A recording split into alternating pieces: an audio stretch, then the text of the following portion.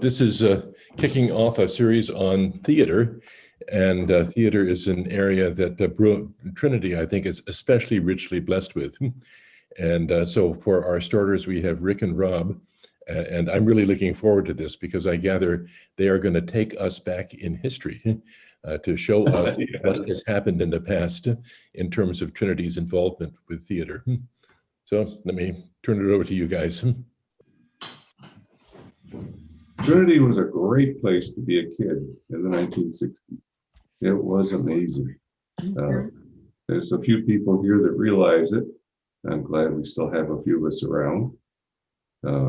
I've been a member of the church for about 70 years, so I remember some things other people might not. And we have a nice archive room. So Rick helped me research some of this in the archive room to put together the forum. And he's going to talk a little bit later about the events late in the decade that I don't really know about because I was away at school. Anyway, it's a great place to be a kid. There was a large and growing parish. In fact, during that era, we added Trinity House. We had a full Christian ed program. We had a lot of kids in it, met every Sunday evening. And it was a wonderful opportunity to get together and know people better. Oh, and the Christian ed program itself had Sunday morning classes, and there was, so many kids that we could fill every one of the classes. So it wasn't as though we had to put all the elementary school kids together and all the middle school kids together. There was plenty of classes.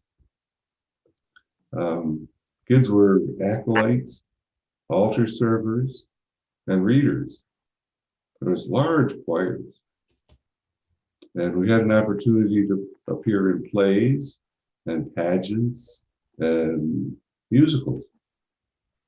In fact, I got my start in theater at Trinity. I loved it. There have always been many other local theater opportunities.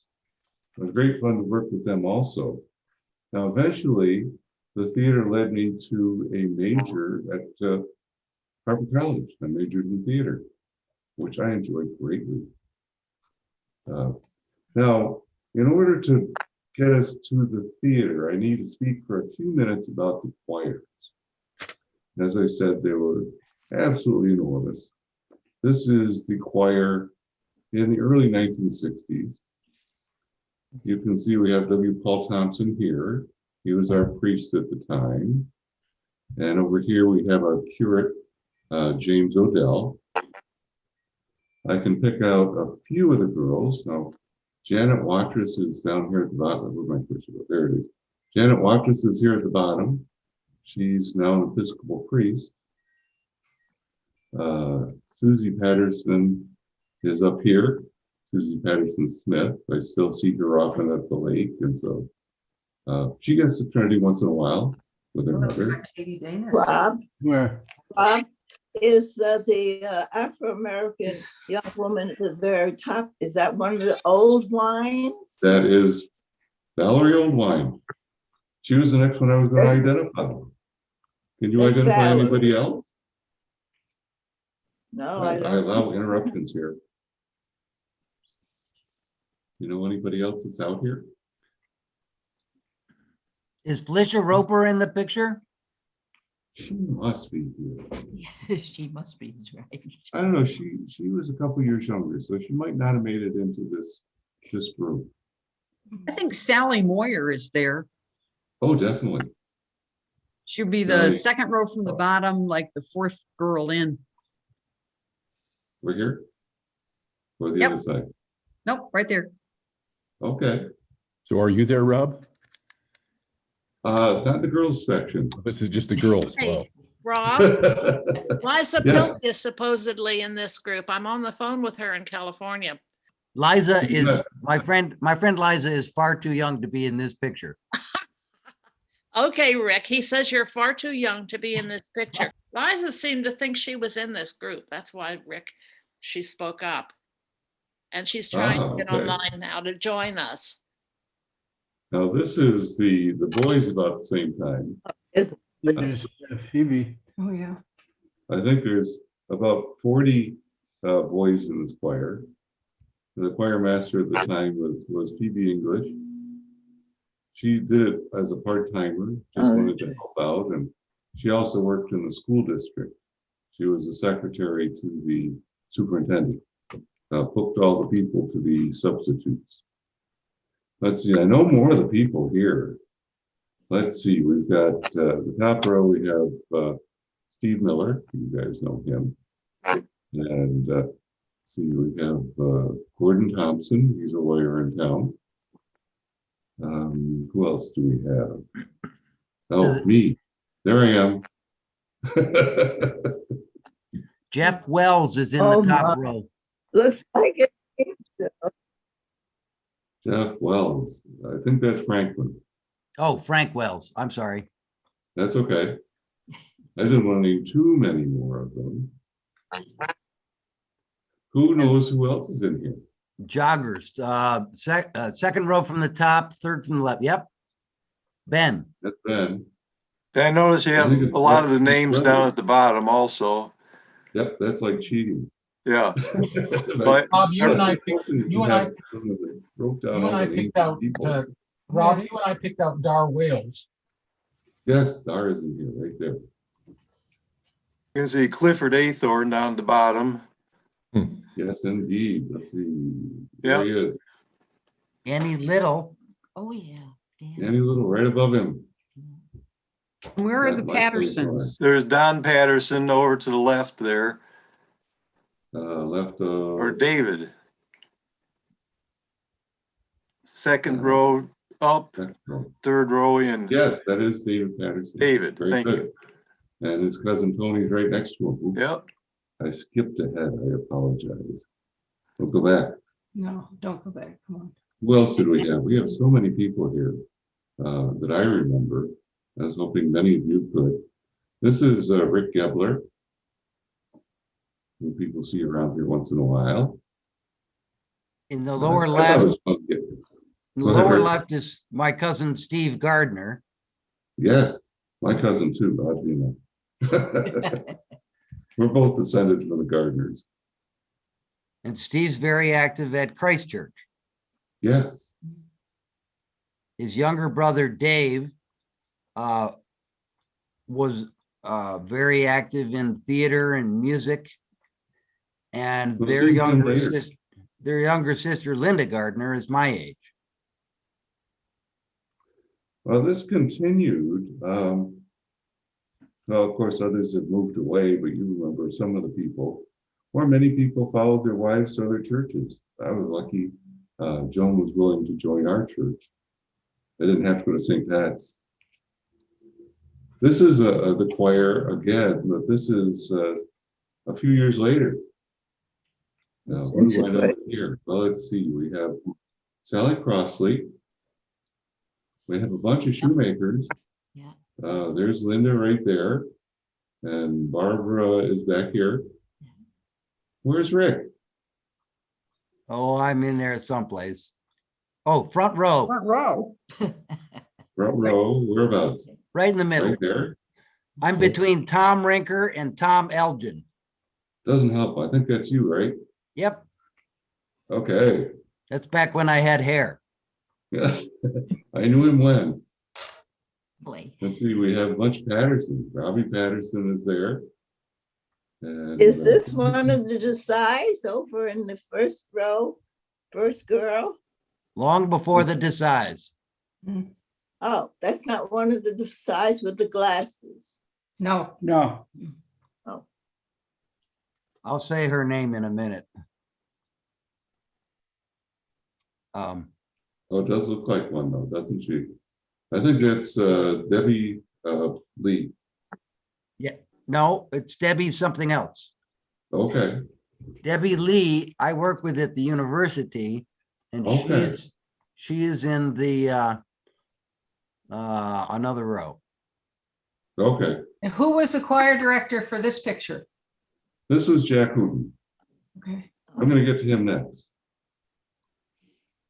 Jack, There you well, after we the vestry was so amazed that we had all these kids that they finally voted to hire a full-time organist.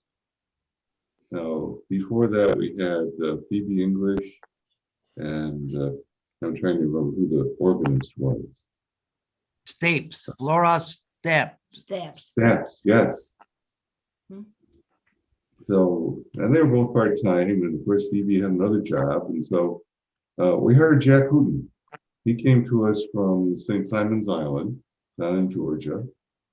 He studied music at the Wesleyan Conservatory and Union Theological Seminary. So he was very familiar with our lectionary. He was an excellent pianist and organist, as well as being a superb choir master. He often judged piano competitions all the way across the country. That's how good he was.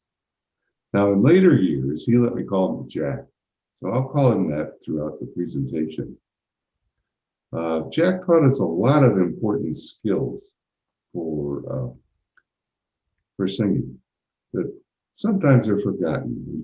We learned sight reading, breath control, projection, and enunciation. And those are the top 4 skills for singing. And so I was very happy that he was able to do that. So you probably saw the junior choir, which when Jack got there, he separated into the older group and the younger group. So they had the trebles, who were probably up until their voice changed. And then they moved up to the choristers. And I think the girls went about that same age. So we'll say 13 or 14. They became choristers.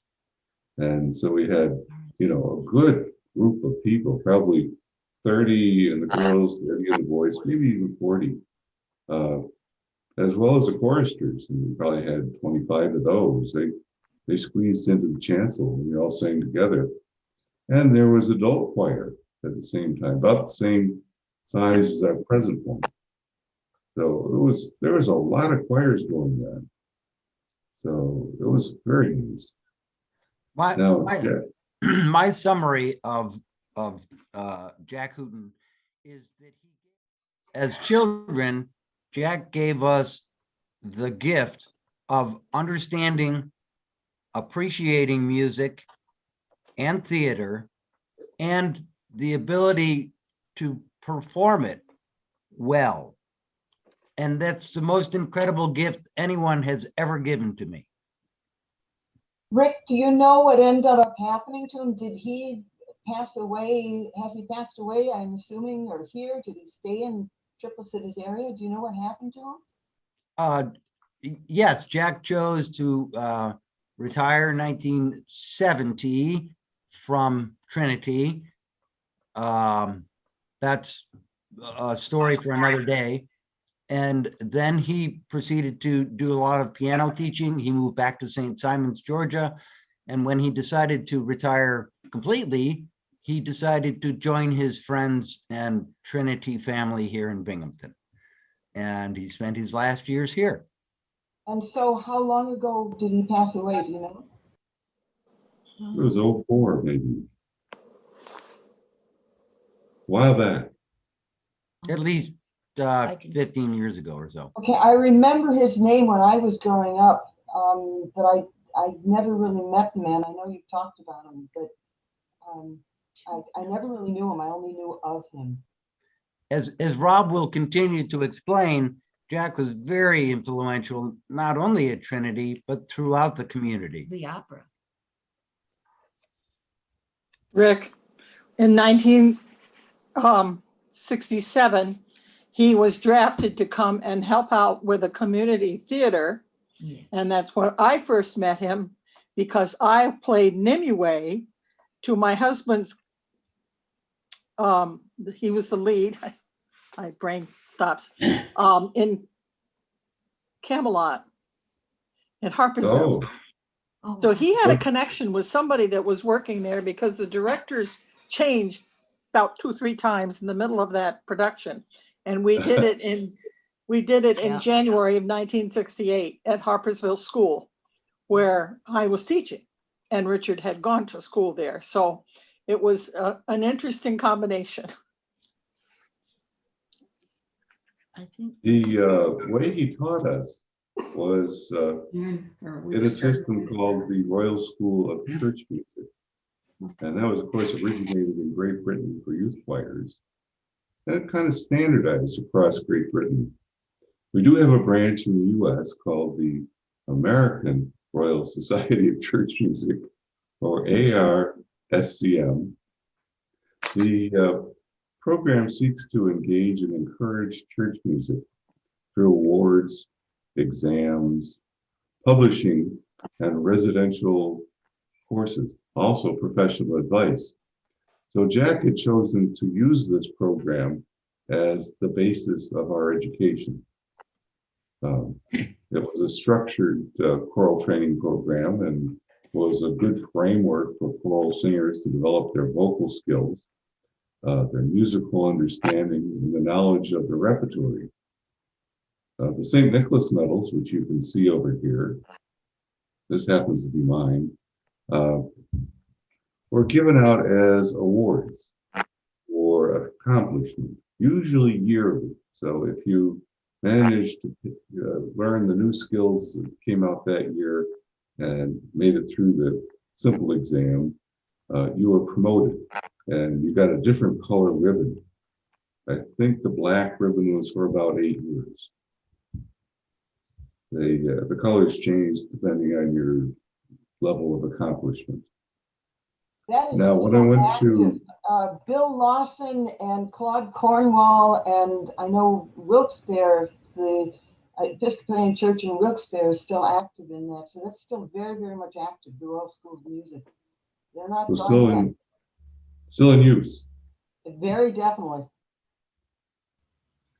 Now, when we went to England a few years ago, we went to a service at King's College in Cambridge, and I sat next to an English choir boy, and he sang exactly the same way I did. We got along great. Anyway, rehearsals of the junior choir were on Tuesday, Wednesday, and Thursday. So rehearsals on Thursday were the most fun. I think it was boys on Tuesday and girls on Wednesday. And on Thursday, we all got together, and after the rehearsals, we had choir suppers. Now, these were put on by the mothers of the choir, and they cook a very nice meal for us, and we'd all have it together. And after the dinner, we had activities, which included crafts and basketball and other things. So we have a bunch of the old trophies up here. You can see that we won. This is in the church league where we played other churches. We had both a blue team and a red team. It was a good program, and we had a good time playing with the other teams. Went to different churches, or sometimes played over at, what was that, East Junior, which is now a market. But anyway, we played all the other teams, and I guess we did well enough to get these trophies. This is a picture of our archive room. We have lots of documents. There's, you can see the slide collection down here. There's a lot of those. We have many different notebooks that were contributed to us and albums of people that have given us material. We have every program going back, oh gosh, 50s, maybe 75 years for the church. They used to be bound up for the weekly programs and kept on the shelf. So we have those. We have a good number of the Trinity Times newsletters and binders. So there's plenty of things in that collection. And now we're getting into video as were offered by Sue. So we'll try to get that collection added to it. But we there's a couple of volunteers that help out in the archive room. Jim Albert is the principal archivist, and I help him out. We're always looking for volunteers. Should be great. So What'd she do? Just has history. it's okay. You can give it. What's going on? Sounds like Nancy. Anyway, we've got a nice collection up there, and we're happy for people to help us out with it. This is what I remember, some Christmas pageants. This is kind of how we started out with the theater. The first productions that I recall were very simple pageants. And as time went by, we added, stage sets. We added lighting, which we purchased from proceeds of different events, and really became much more sophisticated. I think that probably the films that Sue Carpenter has show a lot of the more complicated ones, but this was an early show. Here we've got Jane Ann McKechnie and Ted Roper as Mary and Joseph. And I can't really identify the ages. We had an annual production anyway for the Christmas pageant. Sometimes it was written by the choir. Sometimes people wrote it for us.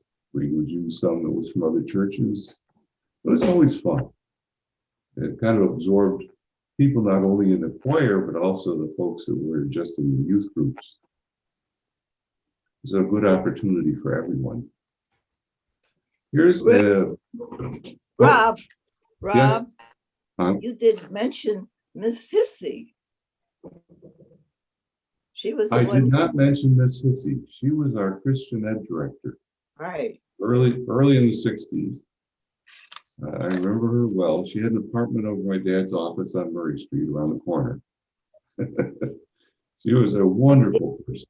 Yes, she was the one that coordinated and produced the Christmas pageants, along with the people who were the actors and actresses. So everybody kind of had a chance to perform if they really wanted to. You can see a list of things we worked on here. These are the major theater shows. Rick helped me research these in the archives. The archive room is on the third floor, as we call it, which is the second floor of the parish house.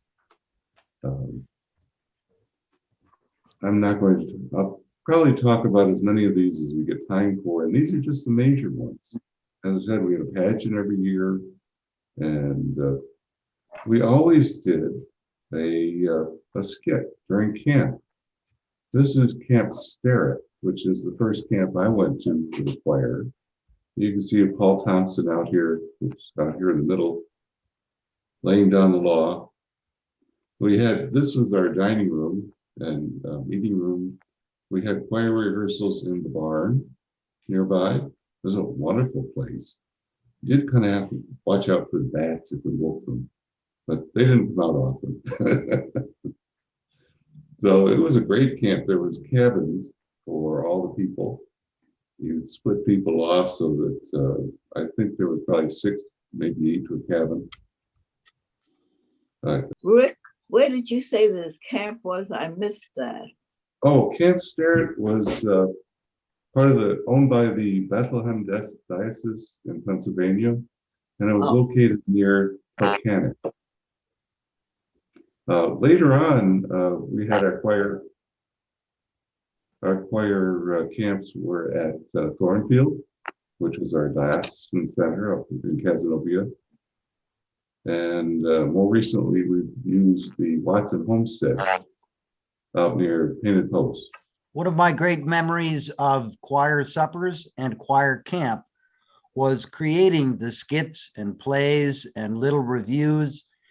As a young person, sitting around a table or in a room, working with the other kids that were a year or 2 or 5 years older, and sometimes there was an adult or 2 in the room.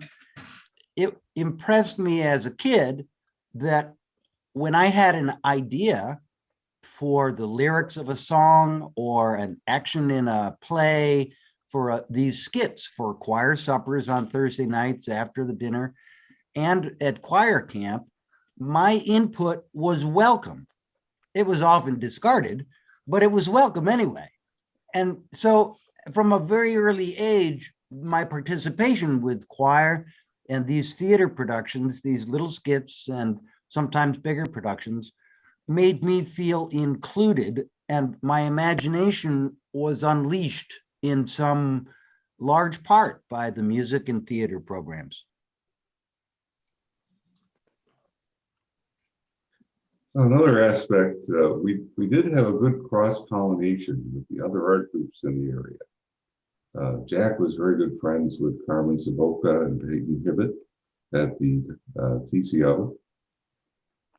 They asked us for a voice soprano, and we sent Cliff over. I think he was a messenger as part of the show. I don't remember it particularly. I was about 11 at the time. Anyway, Cliff enjoyed the theater. You'll see him later in many of the other productions that I'm going to talk about. He made a career in the theater. He became the production manager of the Minnesota Opera, and he still lives in Minneapolis. This is just the beginning of our coordination with the Tri-Cities Opera.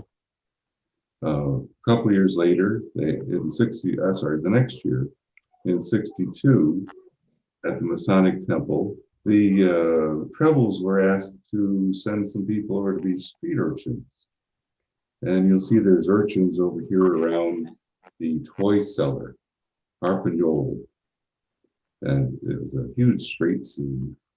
I think it was the second act. So people were trying to steal the toys and very attracted to them. And it was a great scene. We had lots of nice costumes that they let us use.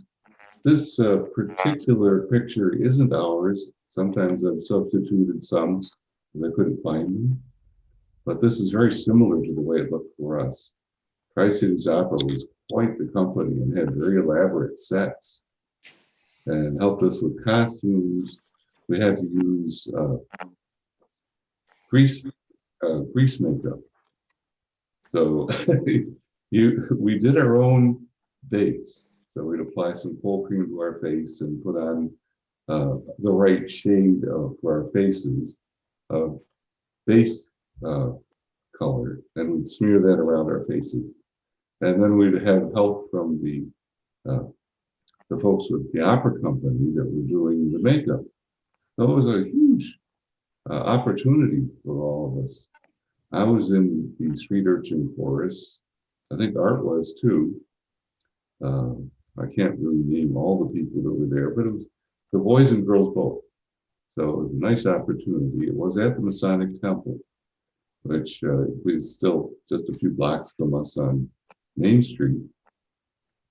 At the time, the Masons used this enormous auditorium for their ceremonies, and it was a very nice theater. Down below the seats were all the dressing rooms and the passageway, so you get from one side of the stage to the other, and it was great fun to be there. All right, let's see. Other things we did. This was another cross-pollination. It was performed in 1962. Paul Arnold was a singer with the Tri-Cities Opera. And as well as there was a 125-person chorus, orchestra as well. So it was a huge group of people. You see Paul Arnold up here in the corner. Next to is Robbie Patterson. Down below we have David Gardner and Jeff Wells. And this is Bruce Benoit. So it was a fun show to do, and it was enormous. As you can see, it was right there at the church. Good opportunity for people to perform. Actually, every Sunday was a theatrical event. Jack carefully choreographed where everybody would be, how you processed, where you sat, any movement that went on during the whole service was carefully designed. And we had a bunch of microphones, but we didn't have the nice switching equipment we have now. We had a little switch box with about 25 switches, and it sat next to Jack at the organ, and he would flip on the microphone that was next to the used. So he was playing the piano, he was directing the choir, playing the organ, directing the choir, conducting the movement and the speakers. So he really, that was a multi-talented man. Now, in this one, you see Rick Shumaker, and next to him is Sally Crossley, who's still around. Go ahead. Georgianne Arnold is in the middle. Picture of it. And it's Debbie Lewis, who's with the dark glasses, Is that him? Yeah. Oh my God. and Jeff Elgin. Our first talk about Savoyards. The summer Savoyards started in 1961 by a bunch of college kids on summer vacation. It also included some high school kids and community members. Jack was instrumental from the beginning. This happens to be 63, but you'll find, you probably can't read that, but down there it says that Jack Hooten was the choir director, the music director. So he was very active in other parts of the community as well. Richard Curry, Victor Klimash. Oh yeah, a lot of people I remember. Alan Crabb. I was in there. Alan Crabb, yep. Alan Crabb. May I add a quick story about Vic Klimash? He ran Sure. into me in a toboggan. We were tobogganing down the IBM Glen Hill, and Victor Klimash came down the hill, bombing down the hill on a toboggan with a bunch of teenagers, ran into me, broke my leg, my femur. I landed in the hospital, and for half a year was out of commission. And he ended up being a music teacher, and I have accompanied the NISMA choirs, happened to be accompanying a NISMA choir in Owego, Appalachian.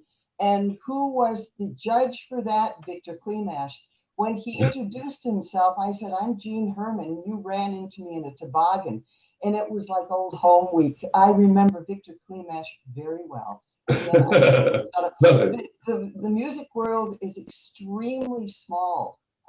We find out that we have interconnections that are unprecedented. But Victor Klimash put his mark on my leg.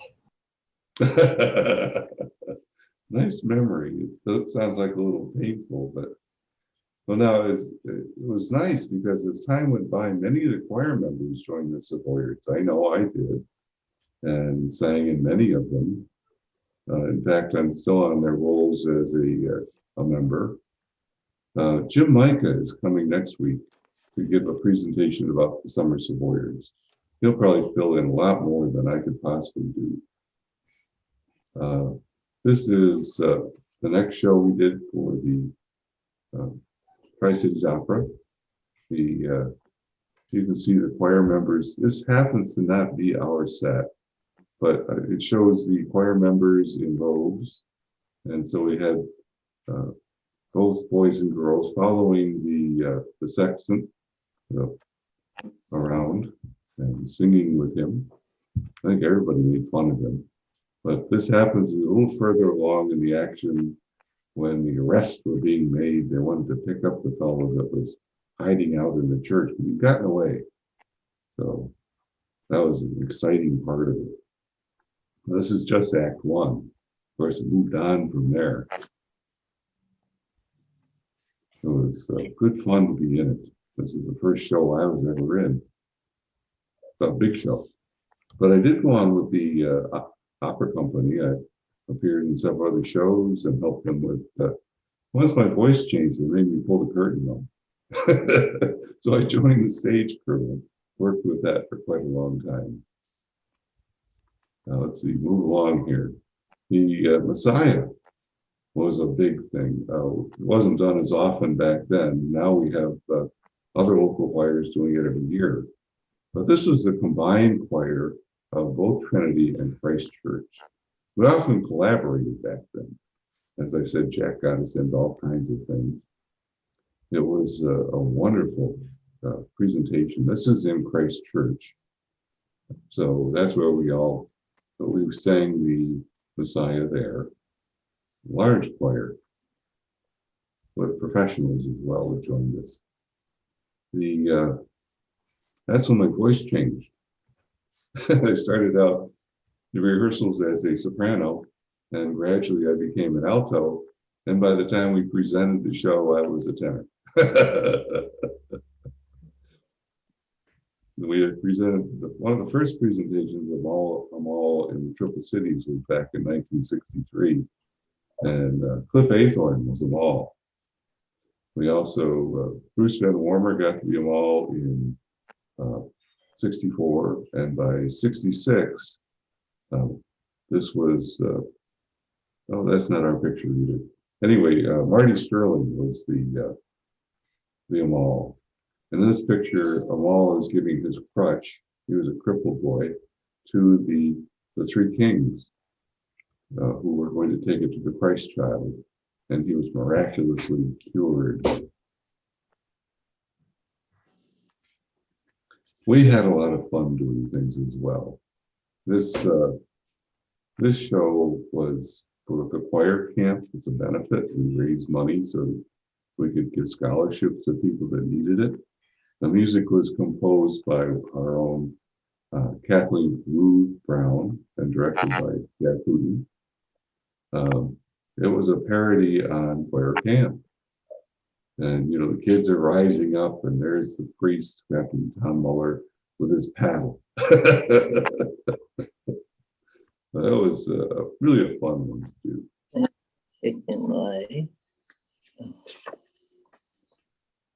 We raised enough money that we did help some people though. One of the ones we did were kind of interesting. This was two short, I can't call them operettas, I guess. The musical Coxswain Box refers to an arrangement where people make use of the same accommodations at different times. So these two men were sharing an apartment. And of course, one was working at night, the other working in the day. And so there was not too much of a problem until they started running into each other more often. And then, you know, got to be very interesting. It's all Gilbert and Sullivan were. This was actually written by Arthur Sullivan, no Gilbert yet, and F. Bernard. Yes, amazing. I love these. The Jury was the earliest collaboration between Gilbert and Sullivan.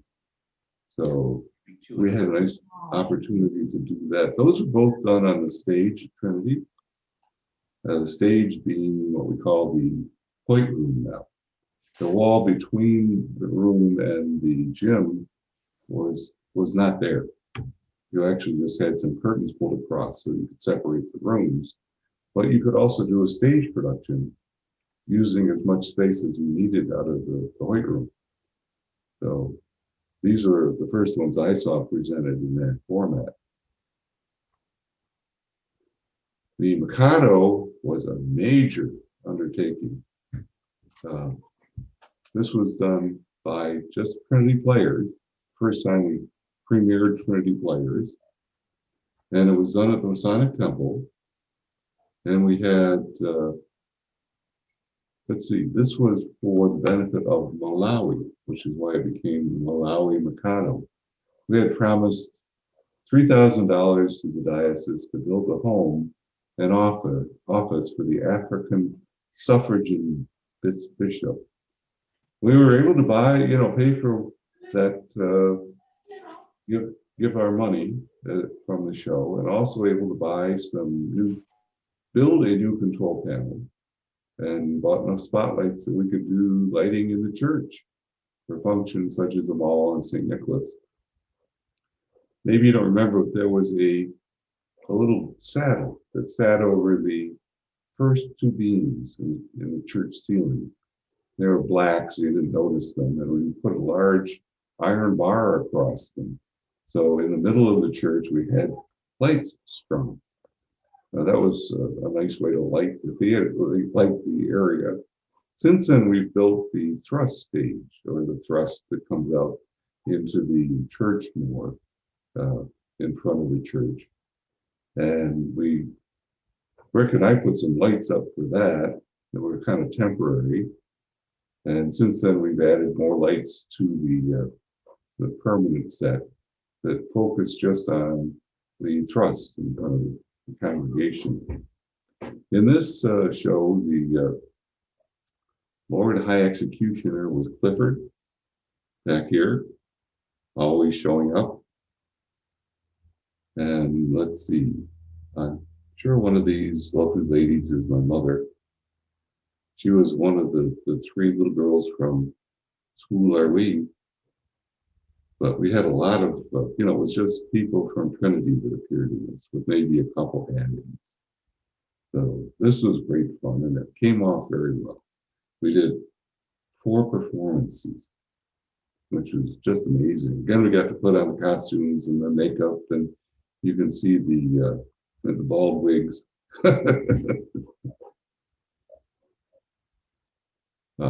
We did a few things. This was a cantata. It was presented on St. Cecilia Day, and it was written by Julio in 1958, and we presented it in '66. So that was a good opportunity for people to sing. We had both the mixed chorus and brass. So, as I said, we often had shows, big and small. This was For Heaven's Sake. This was another Trinity Players production. In this case, we had, this was just a rehearsal going on. We did it at Rome Community College. And that was a different it was their small auditorium, I think it's called now, or a little theater. And we mounted the show there. So that was a little bit different approach, and it was very successful. And I think that they said Theology with a Beat, For Heaven's Sake, was written in 1963 by Helen Comer. And of course, our production was just a few years after that. So it was one of the first productions. We had full lights and costumes. So we got a chance to use some of the lights we bought with money from the Meccano. Jonah Man Jazz. This is a pop cantata. It was written in 1966 by Michael John Hurd. It's the story of Jonah's flight from Nineveh and his defiance of God's wishes, and his brush with the whale. It was performed both at Trinity and at Robert Freeman Park. I know Rick was in it. Everybody seemed to love it. I was 11 years old, and and between the Daniel Jazz and the Jonah Man Jazz, it gave me the insight that it wasn't just that classical music wasn't God's music. All music is God's music, and to sing is to pray. And telling these stories with the jazz and the rhythms turned me on to play in the stage band, jazz band at the high school, and my appreciation for that different kind of music, far different from the classical music that we usually sang.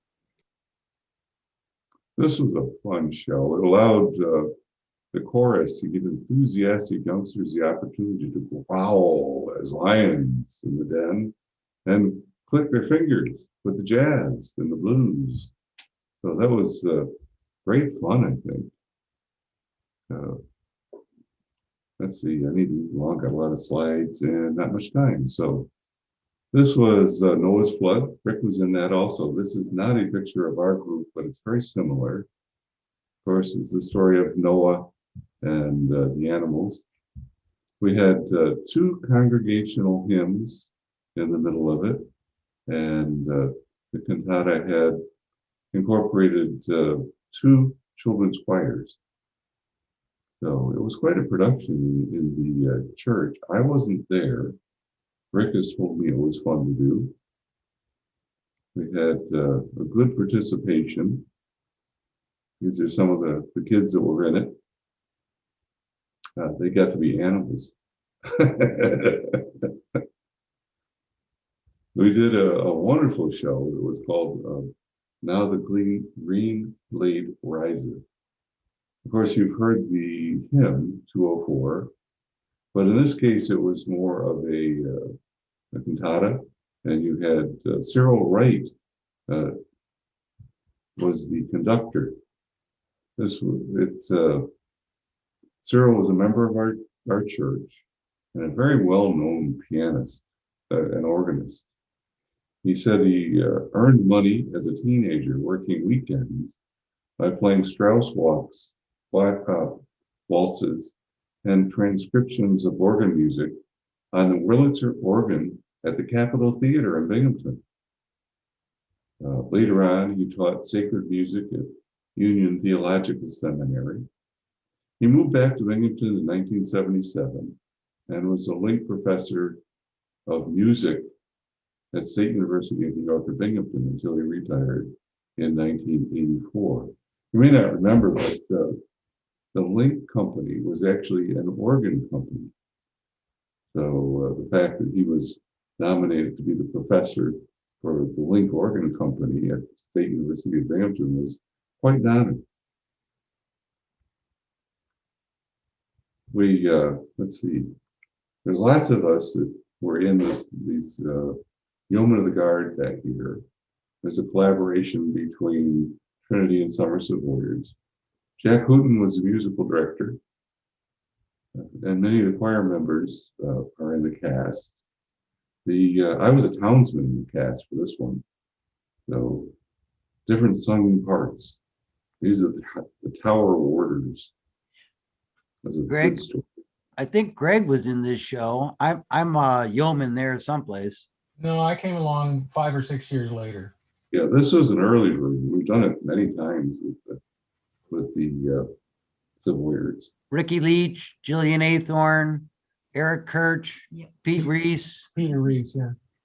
Yeah, he was with the group for a long time. Now, this was done the next year, Iolanthe, and again, many of us were in it. Now, Clifford, in this case, was the music director. So, there's a real inbreeding of our congregation and the Somerset Warriors. Fun fact, this picture is actually from 1992 when I was the music director of Iolanthe. This is a picture of Oliver being presented at the Masonic Temple. And I think this must be the thrust stage that was an elevator for the orchestra. And we raised it up, gave us some levels to do Oliver. Now, here they're, see, I can see Linda Gardner in there, Jane Ann McKechnie, and Kevin Walter. Other trebles, they were eating gruel and singing food, glorious food. I don't know, were you in this one, Rick? Yeah, Nancy Campbell was sitting next to me saying she was the milkmaid in this show. I was. And Wally Roper was part of the group. That's all. I was Oliver's understudy, and indeed, the week before opening night, the understudy fell sick, and I was preparing to go on as Oliver, but he got better, thank goodness, and I joined the chorus. A real quick note, because we're running out of time. For some reason, at this influential age, the music and the learning the lyrics and the lines and the music all of these shows that I was in, I can remember every note and every word of every piece. It's part of me. That's Jack Hooten's influence too. People love Jack, and you can see we came back for a reunion for Jack in '02. So he was getting older, and we thought we'd better honor him. So you can see many of us. I'm up here in the corner. Up at the top, I think my brother Art's in here somewhere. Is that you, Art? And So you can see Rick anyway, Rick Lacey. oh yes. Couple of Bobby Yeah. Johnson's girls down in the first row on Oh, the yeah. toward the left or the right. Lori and Jeff. Jeff, Stupid question, but where's Jack? right in the corner. Oh, sorry, I'm not even pointing to the right place. There's Jeff. Nancy Campbell, third from left on the first row. Pointing at the wrong screen, I guess. And we had other choir members. Jeff joined us, and so did Robin, and other folks. We have Peter Brown helping out too. So it was a wonderful idea. We got together and rehearsed with Jack for a presentation. Then we had a choir supper afterward. To my knowledge, this is the only picture I've ever seen of Jack Hooten and Peter Brown in the same picture. And they are both my musical mentors and heroes. Mine too. So I guess we can end it there. This is, as I said, thanks to Jack. That's all I have. Nicely done, Rob.